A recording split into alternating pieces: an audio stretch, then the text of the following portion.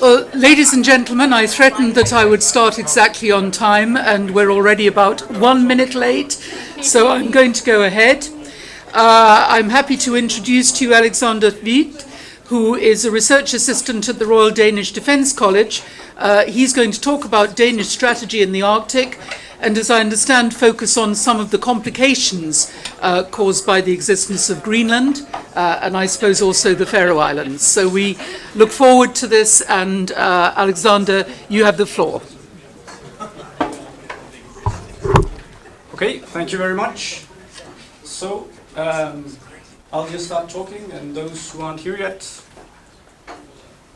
Okay, first of all, the reason why this presentation is called Who Gets to Do What is because I'm here to talk about Danish strategy in the Arctic, but you can't really talk about Danish strategy, Danish foreign policy in the Arctic without understanding that Denmark is only an Arctic state by virtue of Greenland being a member of, or being a part of the Danish kingdom. So, the point of this presentation is really that when we talk about Danish foreign policy in the Arctic, we need to understand the relationship between Denmark and Greenland and how that affects Danish foreign policy in the Arctic. And my point is that the notion of sovereignty as an either-or concept is not really adequate to cover the relationship between Denmark and Greenland. So first, an overview. I'd like to start out by talking about the historical evolution of Greenland's self-government. Just talk briefly about 3 years, 1953, 79, and 2009. And after that, I'll talk about the current constitutional relationship between Denmark and Greenland and the potential sources of controversy. And finally, I'll talk about two possible future scenarios, one in which Greenland remains within the Danish kingdom, and one in which Greenland chooses to pursue full independence.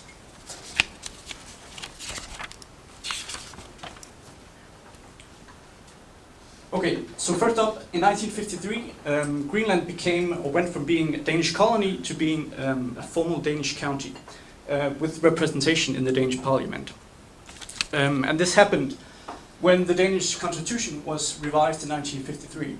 Now, the interesting thing from our point of view here is that the phrasing in the constitution regarding the relationship between Denmark and Greenland is surprisingly vague. But this means, and by vague I mean that there's only a sort of there's an implicit understanding that Denmark is a unitary state and that any delegation of power to Greenland, for example, has to happen within the framework of that constitution. But this means that this vague phrasing has also allowed sort of various interpretations as to how much devolution of power is actually possible within the Danish constitution. And we saw this for the first time in 1979, when Greenland got their Home Rule Agreement, and the backdrop to this was the election in 1973 when Denmark was, they voted on membership of the European Community. And in 1973 there was a clear majority in Greenland who were against membership of the European Community, but they were overruled in the overall national election result. So this meant that Greenland suddenly found themselves subject to legislation regarding fisheries, which is a principal component of Greenland economy, which was not just, this regulation was not just decided in Copenhagen, but even further away in Brussels. So this definitely created a momentum in Greenland for increasing autonomy. And they were granted this with the Home Rule Agreement in 1979. Greenland got its own government and its own parliament, legislative and executive power. And a list of areas, a list of administrative areas was made, and it was the idea was that these areas were to be transferred from Danish authorities to Greenlandic authorities. But it's very important to point out that at this point in time there was a clear understanding in Denmark that some administrative areas, such as justice system, foreign and defense policy, monetary affairs, and so on, could not be transferred if Danish sovereignty, the idea of Danish sovereignty, was to be upheld. However, this changed. So when we moved to 2009, and this is the current self-government agreement, it's difficult not to see this as a clear step towards full autonomy for Greenland.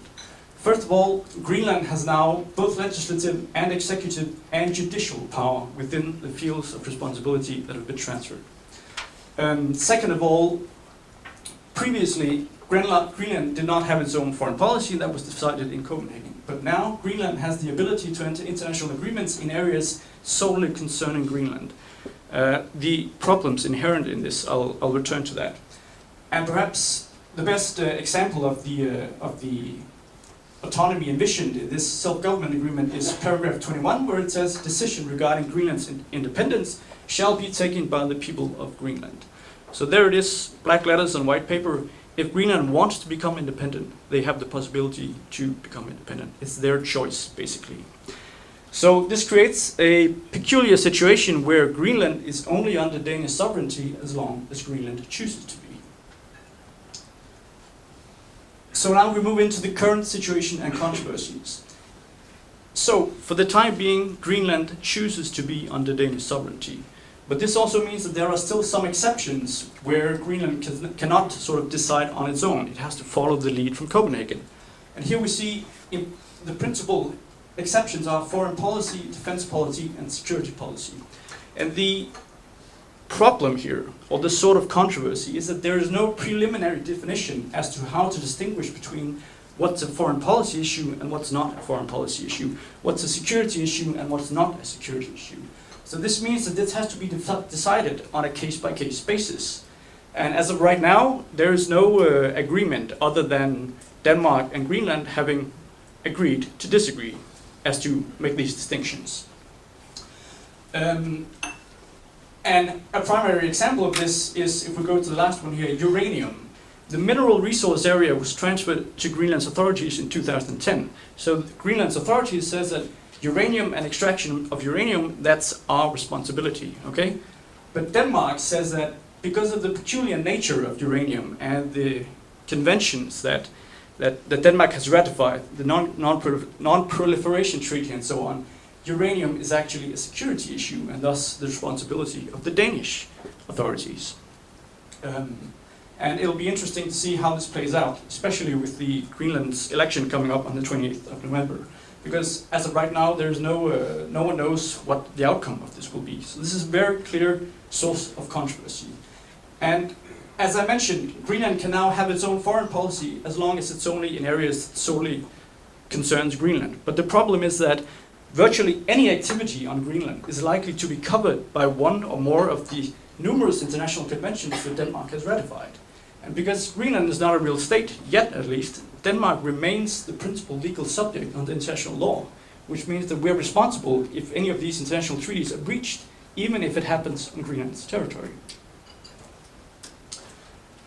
Okay.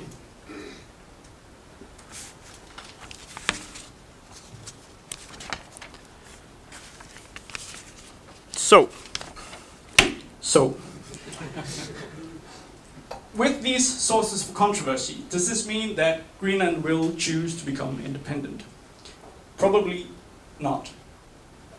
Because if we look at the first scenario that I'm going to talk about, which is unity of the realm, meaning that Greenland will remain within the Danish kingdom.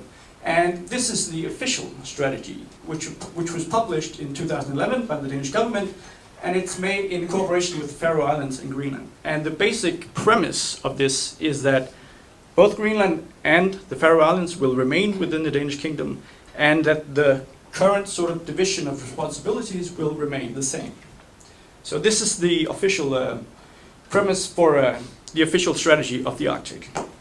And as you can see, because I've written it down, it's basically about international cooperation and the rule of international law in the Arctic, maritime security cooperation, responsible exploitation of natural resources with respect for the indigenous people. This strategy could have been written by Greenland itself. And this is because Denmark has to accommodate Greenland's interests, Greenland's needs. If Denmark fails to accommodate Greenland, then this risks pushing Greenland towards premature independence. And Denmark does not want this because if we look at scenario number 2, an independent Greenland, there's one primary restraint, and that's the economy. The annual Danish block grant, the grant that goes from Denmark to Greenland each year, currently makes up about 30% of Greenland's GDP. And second of all, any wishes for independence in Greenland hinges on the ability to exploit the natural resources in Greenland, which seemed very promising a few years ago, but the process is not speeding up. On the contrary, it's slowing down, actually. For example, the oil price at the moment is quite low, but in order for oil extraction to be profitable in the Arctic, the oil price has to go up, and it has to remain up high for several years. Otherwise, no one's going to want to extract oil in the Arctic. It simply won't be profitable.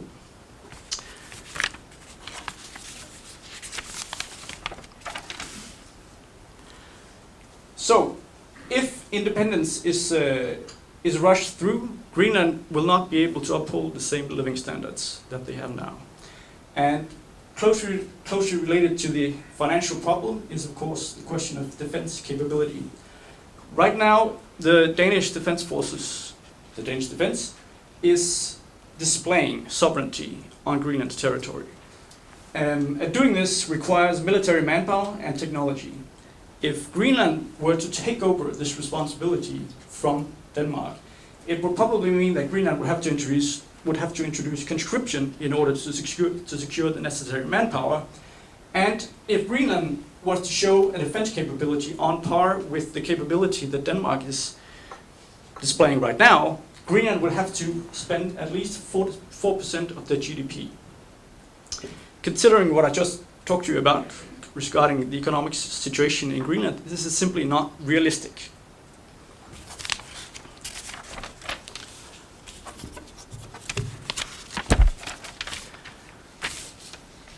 And seeing as Greenland, an independent Greenland, will not be able to display this defense or this sovereignty, an independent Greenland will result in a power vacuum in the Arctic, which is not in Greenland's interest, it's not in Denmark's interest, and is not in the interest of the Arctic region. So, to conclude, my point is that when we talk about Danish foreign policy in the Arctic, we have to understand that Greenland and Denmark actually, to the outside world, we're one actor, but in reality we're two actors. And we have to balance the interests of Greenland and Denmark. Greenland's overriding concern, or Greenland's overriding interest, is financial foundation for independence. But Denmark's overriding concern, Denmark's overriding interest, is to avoid premature independence, and this is done by strengthening the Danish realm as a whole, and thus avoiding a power vacuum in the Arctic.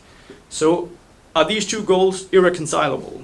It seems that Denmark wants Greenland to remain in the kingdom, but we have to support Greenland on the path that may lead to independence. Actually, obviously, it's difficult to answer this question, but I believe that even if we look at the official strategy, like I mentioned, it's aimed at providing international cooperation, lessen political tension, creating more maritime security, and so on. It's all about creating an environment which is conducive to attracting foreign investment, which is so important to Greenland. And I believe that if this can be done, and if Greenland can sort of reform its economy to an extent that means that it no longer needs the block grant from Denmark, I don't think that this necessarily will result in Greenland seeking independence. Because actually, if Greenland is able to get by on its own without the block grant, this also means that the very last bit of hierarchy, the very last bit of sort of inferiority, maybe the last bit of colonizer versus colonized, will be removed from the relationship between Denmark and Greenland. And this will mean, or this could mean, that we will see an even stronger cooperation between two partners, which would now be fully equal.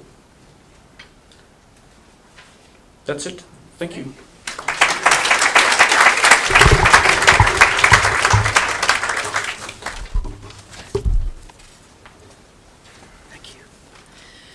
Thank you for keeping exceptionally well within the time. We can now move on to Finland, where our speaker is Dr. Lassi Heinonen, the Professor of Arctic Politics at the University of Lapland, but also a great leader in international academic and research cooperation on the Arctic, which means that he is also a very important partner of major universities in Iceland at Akureyri and also here at the University of Iceland. And he is going to talk about some of the complexities of Finland's position when it tries to define itself as an Arctic nation and possible complications in the different goals that it sets for itself. So, Lassi, you're always very welcome in Iceland, and you have now the floor. Thank you so much, Alison. It's my pleasure to be here, and I really would like to thank the organizers for inviting me. It seems to be that Finland is the first of the leftovers after the 5 literal states here. So it's a good position to lead this club, which is not exclusive club, unlike the others so far. Well, I mean, I said this because this describes rather well the position where Finland finds itself, and it's not only about geography. So Finland is a landlocked country in the Arctic.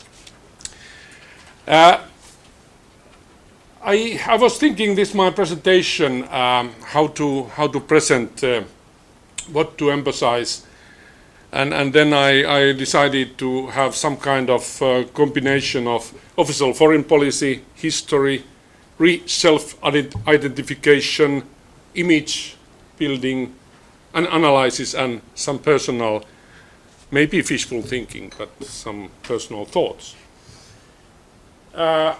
Those who know me know that I like maps. I like read maps. And it's so often so good. And here I would like to ask you to look Finland on the map. On the map of the Arctic region. So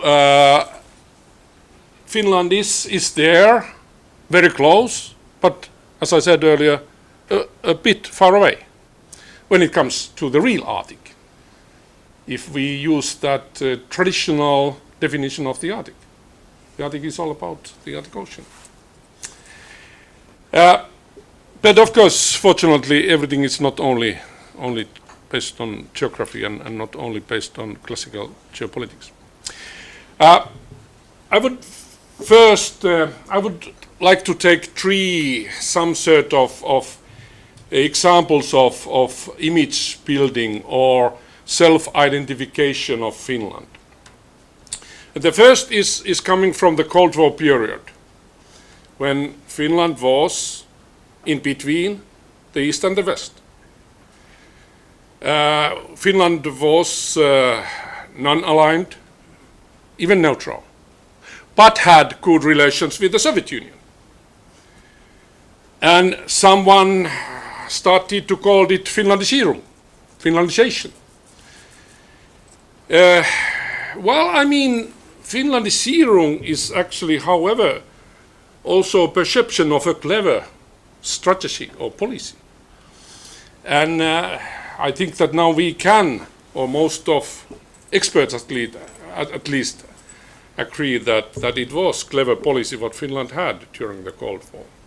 But however, in a way, Finland didn't have any chance to self-identify itself as a northern country, because Finland was in between.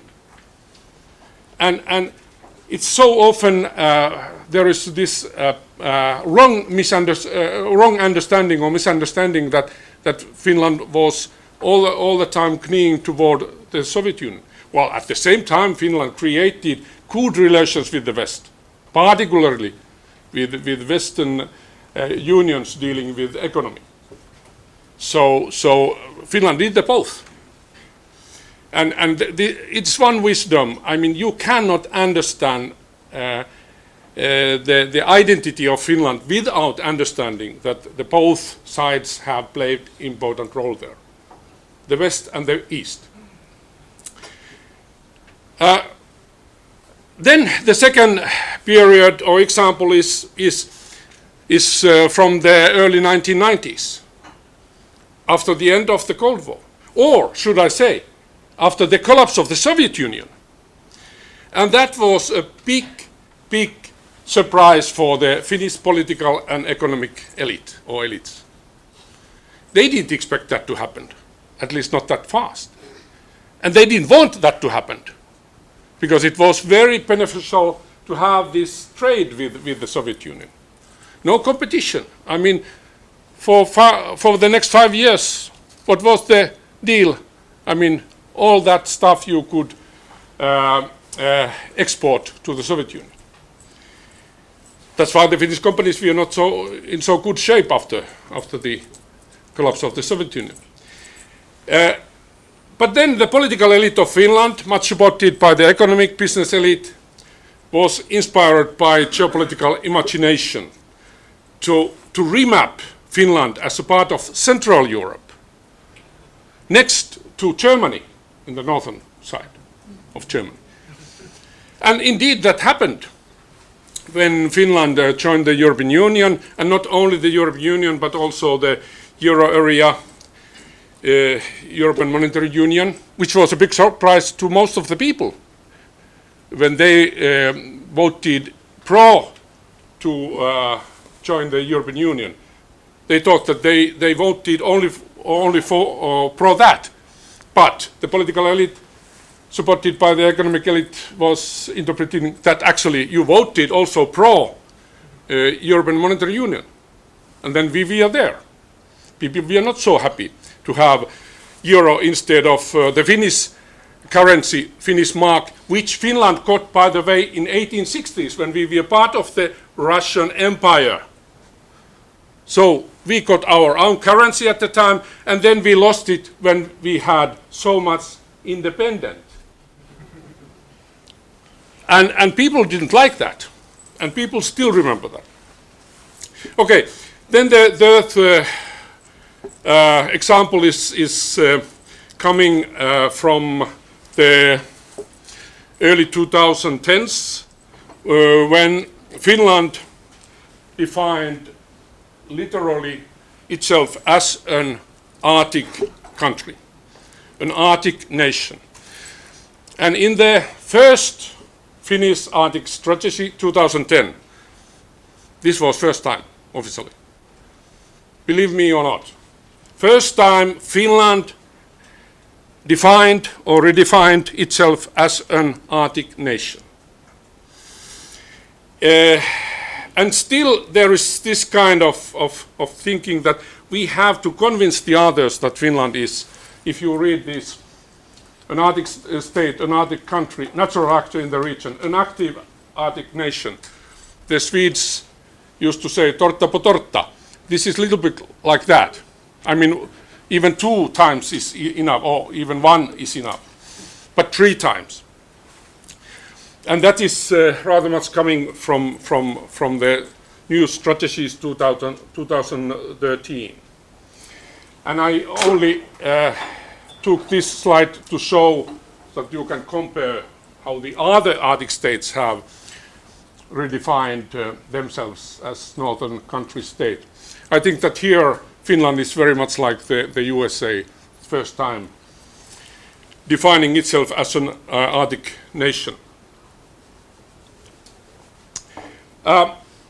I will skip this only very briefly, so that this is not a family Christmas tree when there are only 4 substantial sectors.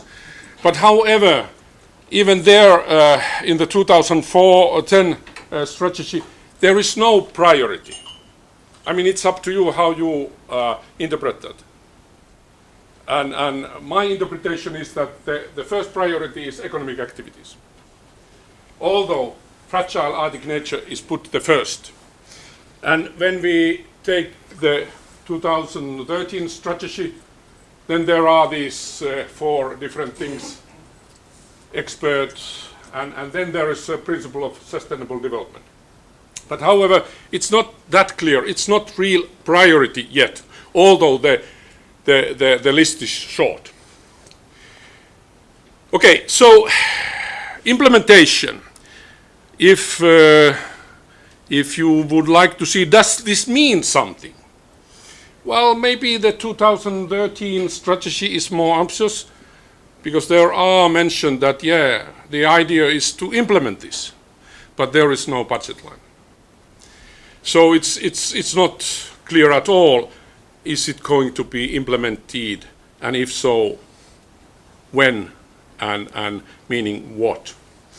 So let's leave it for a while, because what I said earlier, that in the Cold War period, Finland was in between. So Finland didn't have really time to remap itself as a northern state.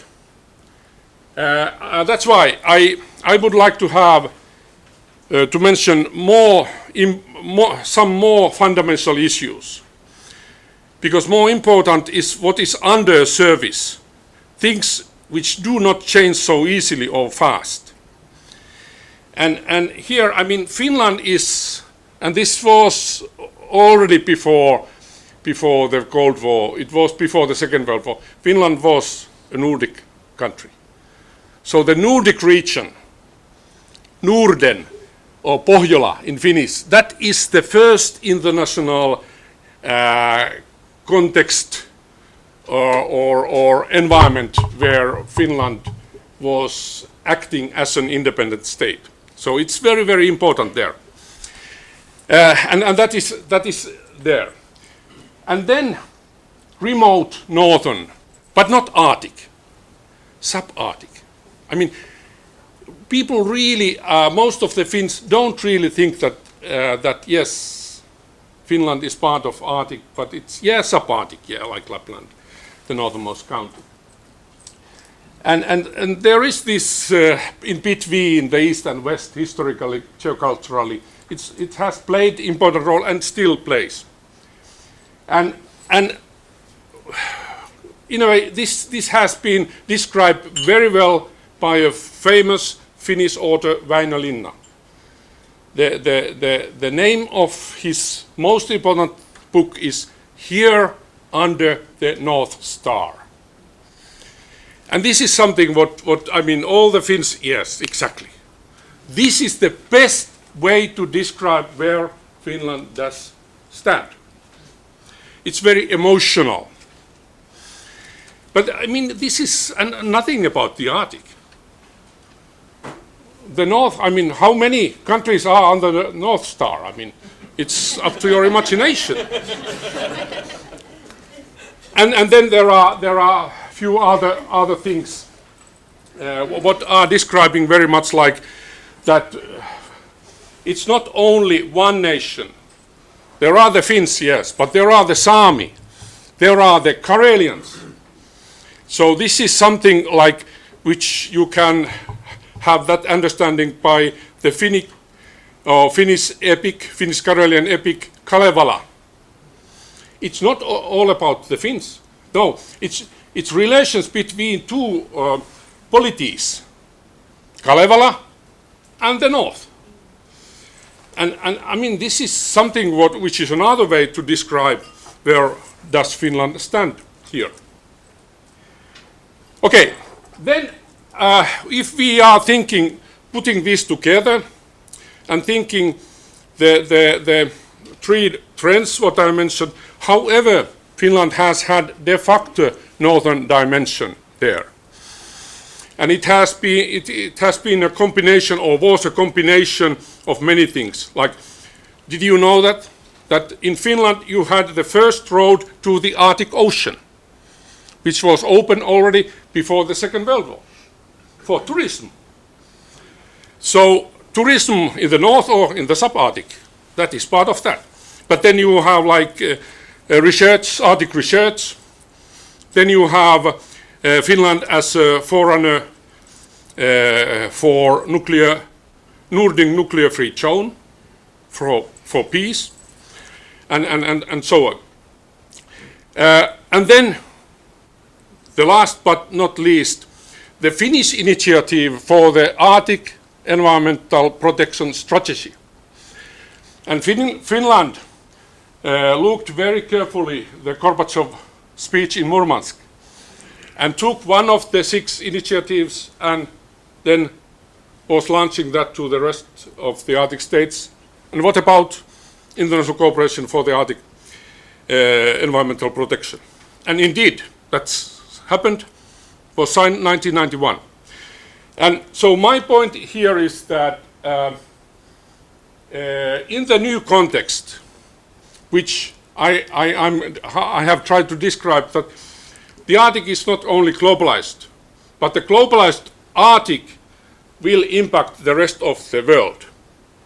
So we are there already. It's already happening. And now Finland going back to the roots and taking the real best parts of that initiative and concentrating on environmental protection and sustainable development would be the way to go further when Finland, for example, will chair the Arctic Council 2017, 2019, and in 2017 there will be 100 years anniversary of the independence of Finland. So that would be a very natural way to manifest this niche for environmental protection. But I'm afraid that here we have this contradiction, that the political elite, the economic elite, they would like to emphasize and continue economic activities, even dealing with oil and gas drilling, although Finland is a landlocked Arctic state. When we could do much better, and we could do what is so natural for Finland, and think about our position and our capability, expertise for environmental protection. Thank you.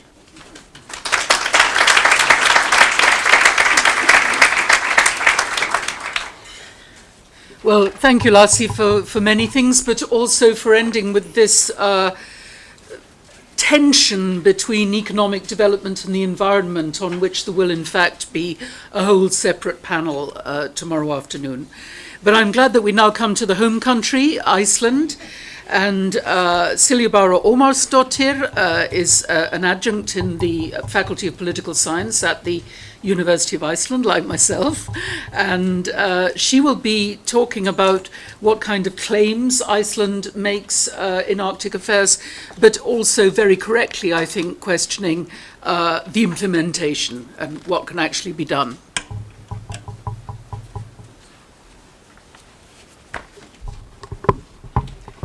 Thank you, Alison. Am I speaking into the microphone? It's not set for people my size. Yeah, thank you, and thank you for inviting me to speak here today. Kristin's going to fix that. Thank you. I'm a newcomer to the Arctic in an academic sense. I've been studying Icelandic foreign and security policy. And it's in that context that I'm looking at these questions of what Iceland is doing in the Arctic. And the title of my talk I actually got from this phrase that people use often incorrectly: staking a claim or claiming a stake. And the question that I wanted to sort of bring up with that is Iceland approaching the Arctic in a way that it is trying to take a share or participate in everything, or is it approaching it more in trying to find a niche where it can be influential in a particular issue? So is it marking off a topic where it is addressing or promoting or generating discussion or driving the discussion on a particular issue? And that is, of course, something that my colleagues Alison and others at the university have been talking about. What is it that small states do? And small states tend to be affected by events rather than affect them. And I think that would be something that Icelandic policy would benefit from, is to realize and sort of take stock of how is it that we can respond to events rather than thinking very much that we can create them or lead them. And I think that in order to sort of get to the Arctic, I want to go back a little bit and talk about Icelandic foreign policy. Of course, I don't know exactly how much the audience is informed or. I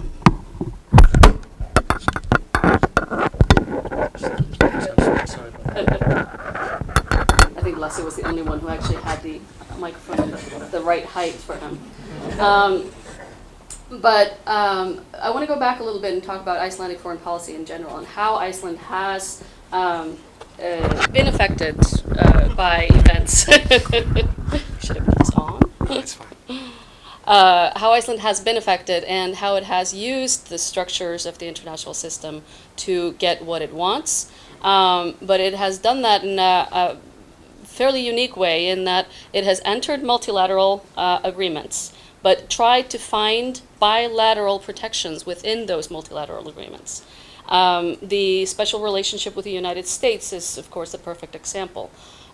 Within the structure of NATO, Iceland had a special relationship with a protector, somebody that provided shelter, as my colleague Baldur Thorhalsson has studied extensively, somebody that made the decisions, analyzed the policy, made the proposals. Iceland did not have to actually study the international system very much, but was able to rely on guidance and responses from others. When then the United States decides to shut down its military base here in Iceland in 2006, it became very clear that Iceland had not listened to all of the advice and guidelines that it had, suggestions that it had been receiving. For instance, that Iceland should have started thinking about what kind of policy it wanted to implement. So it let international events affect the country. And it took us a while to realize and to get started, to start to think about what it was that we wanted to do. And for a little while, we made some efforts at making our own decisions.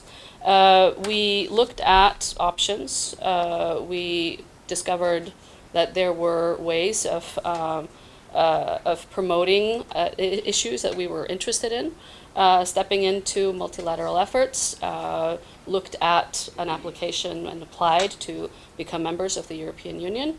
And in this sense, sort of started to generate discussion within Iceland about what it was that we wanted. This included, at the same time as these events are going on, we also started to work on security issues. There was a risk assessment conducted here from 2007 until 2009, and that resulted in a proposal for a national security policy being sent to the Ministry of Foreign Affairs only earlier this year. The years are starting to run together. But in all of this, we are still sort of, we seem to have been get caught up in very often that we want to be special. We look at multilateral agreements and we say, but we're different. This doesn't fit us. We need special consideration. We need a little bit different, the organizations, the structures need to accommodate us because of our uniqueness. There's an exceptionalism that we find in most of our policies. And I think Lasse actually brought this up, the way that Iceland frames its Arctic identity, the only country entirely within the Arctic region.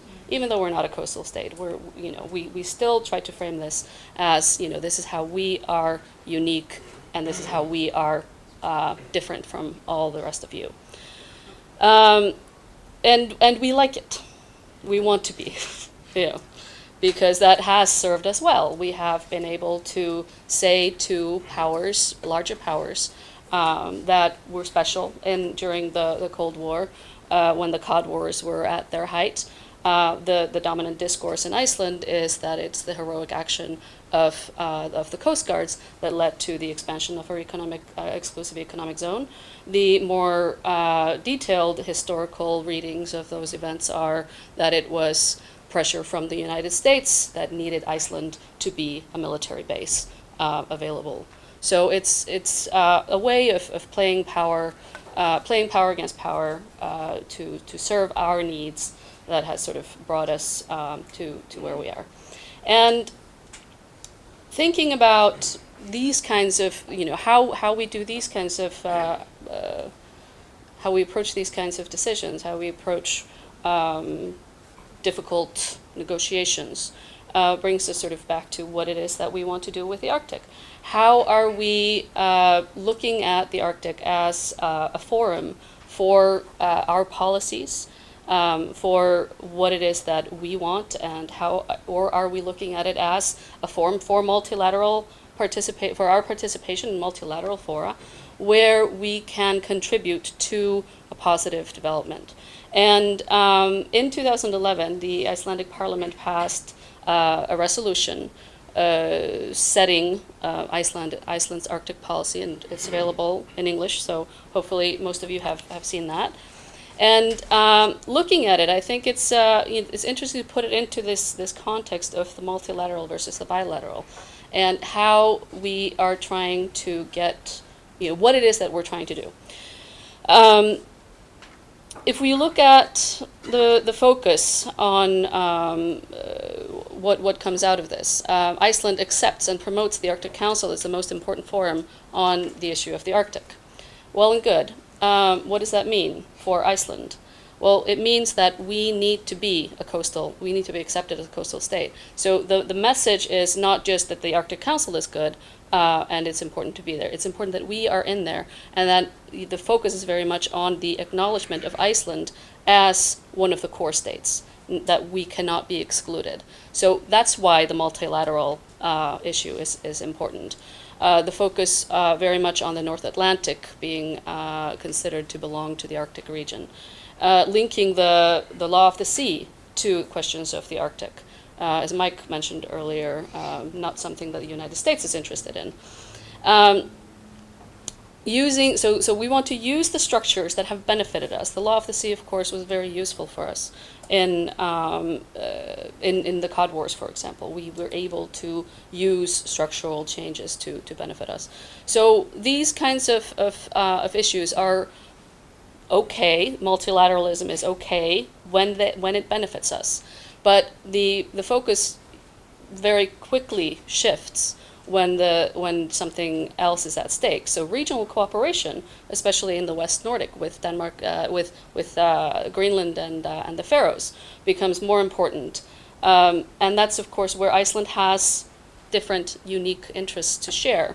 The rights of indigenous peoples fits very well with emphases that Iceland has in human rights and in gender equality, working on the rights of minority groups and other foreign policy areas. But if you look at it a little bit closer, the emphasis is actually on where the indigenous peoples are excluded, Iceland is also excluded. So it's sort of trying to dovetail the interests of other groups with Iceland's interests. And then the questions of, I think, of climate change, these are actually maybe a little bit different framework than what I'm addressing.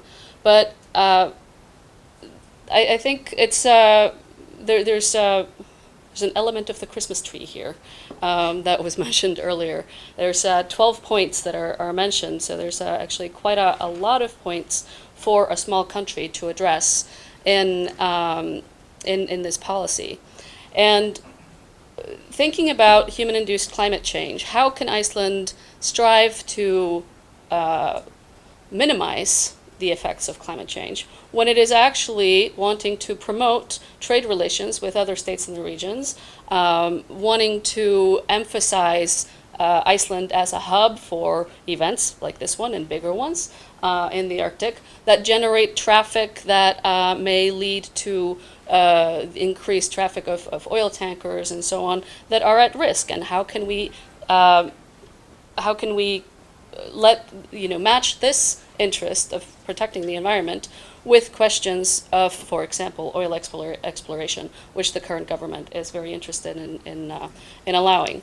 So I think what we're actually seeing is, after a very brief intermission of Iceland trying to sort of open up to more multilateral cooperation, we're seeing a return to the traditional Icelandic approach to foreign policy, where we want to use multilateral structures as they can benefit us, but focusing on targeting with strong allies within these multilateral arrangements. I'm out of time, I think, even though I have some more points, but hopefully in the discussion. Thank you.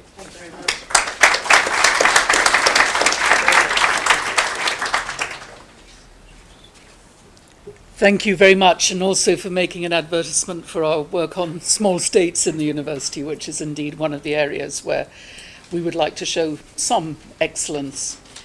The last speaker is by no means the least, because the last chairmanship of the Arctic Council was held by Sweden, and there was a very productive ministerial meeting at Kiruna in May last year. So I have pleasure in inviting Ambassador Bosse Hedberg, who is the ambassador of Sweden at Reykjavík, to present his country's approach. If that is at the wrong level, you could just pull it up. I think I can fit in between Silja and Lasse, I think. Dear organizers and dear moderator, distinguished panel and audience, as the last speaker, I shall try to be as brief and succinct as possible. The range of aspects raised this afternoon is both impressive and wide, and let me therefore focus only on some specific issues of Sweden's policies in the Arctic region. I think both Silja and Lasse tried to elaborate on why Iceland and Finland are Arctic countries. I'm just going to say that Sweden is an Arctic country because 1/5 of this territory is north of the Arctic Circle. We are also an EU member, even though the most northern part of Sweden is inhabited by only 0.3% of our population of 10 million. A full third of our domestic energy comes from that part of the country. Hydroelectric power mostly, and also forestry and mining is important in the north. LKAB's facilities account for iron ore, 90% of iron ore production within the European Union, so it's quite important.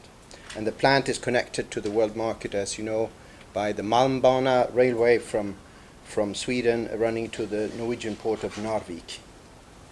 Sweden is not only an Arctic country with a certain history, but also, of course, a member of the Arctic Council. Over the past 2 decades, Sweden has been strongly engaged within each of the 4 regional councils in Northern Europe, being the Council of the Baltic Sea States, the Barents Euro-Arctic Council, the Nordic Ministerial Council, and the Arctic Council, and in addition, the northern dimension of the European Union. However, the gist of our contribution to the Arctic is the Swedish tradition of Arctic research. At the Arctic Research Center in Abisko, we have collected data that goes back 100 years in time. Another example is the prominent Arctic research platform, the icebreaker Odin, which earlier this year undertook a 3-month-long journey with Russian, American, and Swedish scientists, the Sverus C3 expedition, mainly to study the origins of the Arctic and the changes of climate. And that project involved some 80 scientists from Stockholm and Gothenburg universities in Sweden, the Russian Academy of Science, the International Arctic Research Science Center, and the Rice University of Texas. Of main interest were the links between the climate, the so-called cryosphere, and carbon. And one issue here was to observe the methane trapped in the permafrost at the sea bottom, or flow of carbon in the sea and in the ice. During the Swedish chairmanship of the Arctic Council, we strongly emphasized the fundamental importance of ensuring that the Arctic remains a low-tension area when it comes to national security policies, and also an area in which new activities are based on mutual agreements. This principle was clearly confirmed also by the ministers at the Kiruna meeting in May 2013, within the Vision for the Arctic, which specifies, and I cite, the further development of the Arctic region as a zone of peace and stability is at the heart of our efforts. Let me also take this opportunity to underline the importance that Sweden attaches to the rule of law in general, and of course, as some have mentioned already, to the application of the United Nations Law of the Sea Convention to the Arctic Ocean, where coastal states have the same rights and obligations, of course, as regarding national resources and the protection of the marine environment as coastal states in other parts of the world. One of the most important deliverables of the current Canadian chairmanship of the Arctic Council so far is the creation of the Arctic Economic Council. Further aspects of its future activities need to be sorted out, but Sweden strongly supports and welcomes this result, another task from the Kiruna Declaration, which should allow business-to-business contacts to be established and to facilitate examples and exchanges of knowledge, the development of best practices, and last but not least, to provide for an attractive investment climate. The increased interest in the Arctic Council can be measured by the rising number of observer applications. 7 new members were welcomed at the Kiruna meeting. The EU applied for such status already in 2008. I wish to reiterate our strong support for such a status to be given to the European Union. The EU already possesses competence and technique in such sectors as transport, navigation, fishing and mining. The EU also contributes financially to extensive research in areas relevant for the Arctic. And 3 EU members, Denmark, Finland and Sweden, are also members of the Arctic Council, and 6 other EU members are active observers. At the ministerial meeting in Kiruna, the EU's application was received affirmatively, while a final decision on implementation by consensus was deferred until the EU and Canada had resolved the issue, which you are well aware of, the import of seal skins from traditional Inuit hunting. Since that issue is now resolved, we expect a decision to be made soon in order to finally welcome the European Union as a permanent observer. Let me finally add that we look forward to the incoming chairmanship of the United States of the Arctic Council next spring. The title of Dr. Corrigan's intervention this afternoon, Superpower or Spectator, was intriguing, but is now well explained. With 2 new Arctic policies from the State and the Defense Department and the Department of Defense, plus an ambitious chairmanship program in place, there should be no doubt about the US level of interest and engagement in the 2 years to come. I thank you for your attention, and I regret not being so academic as all the other panel speakers, but I'm just a diplomat, so thank you. Thank you.